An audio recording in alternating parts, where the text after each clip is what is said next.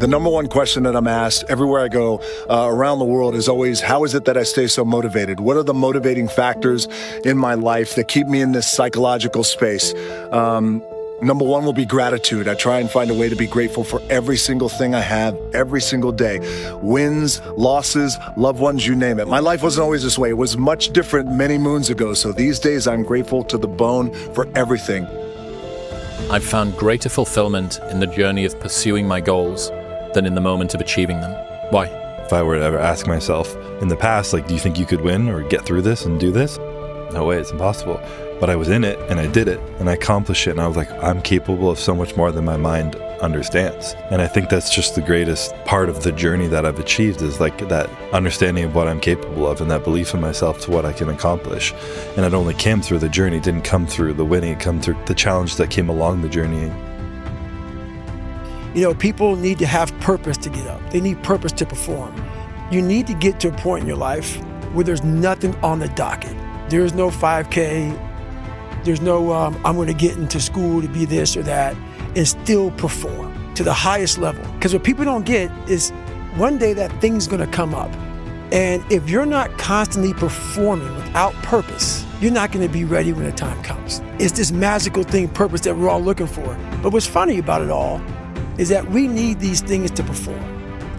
But we don't take a second to realize the purpose is always there. The purpose never leaves us because the very purpose is you. Because I know there's so many people that have the ability and just refuse to get off that couch, refuse to study a few more hours, refuse to go deeper, to go further. And that's where I gain the advantage. It's so easy to be great nowadays, my friend, because most people are weak. Most people don't want to go to that extra mile. Most people don't want to find that extra because it sucks.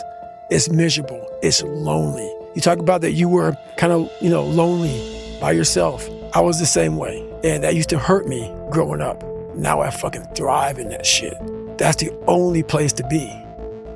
If you want to be successful, you have to change this.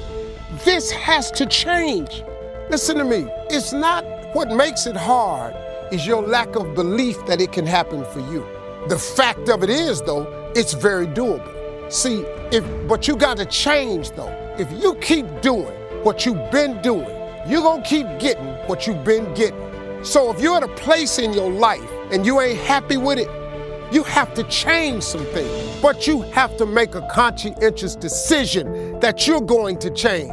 And it's not dependent on anybody else. It don't matter what your mama think.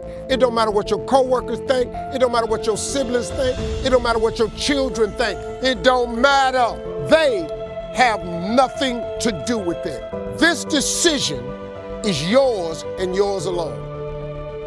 There's only one thing I dread, not to be worthy of my sufferings.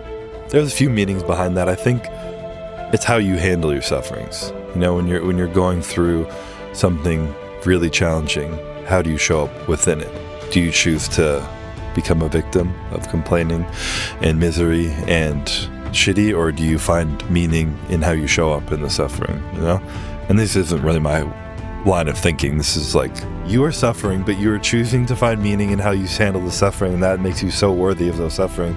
And it's such a beautiful thing to experience. And like I was talking about before, there are things out of your control.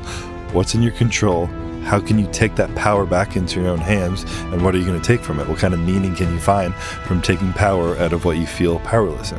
I think most people feel really lonely when you want something that doesn't currently exist. And so some people call that dreams, some people call that goals, whatever it is. You're trying to pull something from your mind into reality, and you want it done a certain way. And if it's not done that way, it's not what you imagined. And so people on the outside will throw stones and call you names that they think will change your behavior and get you to stop. And the more I have been the person trying to pull things into reality, the more I've tried to weather and build kind of defenses against those things, so that when those stones get hurled at you by being called a control freak or by saying you micromanage things or that you have incredibly high standards, the answer is yes, because I want it done right the first time. Because either way, if you have enough will, it's going to get done the way that I want it to get done regardless, and it'll be less painful if we just do it right the first time, because we will still have to do it, and you may have to do it 3 or 4 more times, but eventually you will just succumb to the fact that we're going to do it this way. And I think all of the great things that have happened for humanity have been from one man or woman who had an idea and just wouldn't let people shake it from them.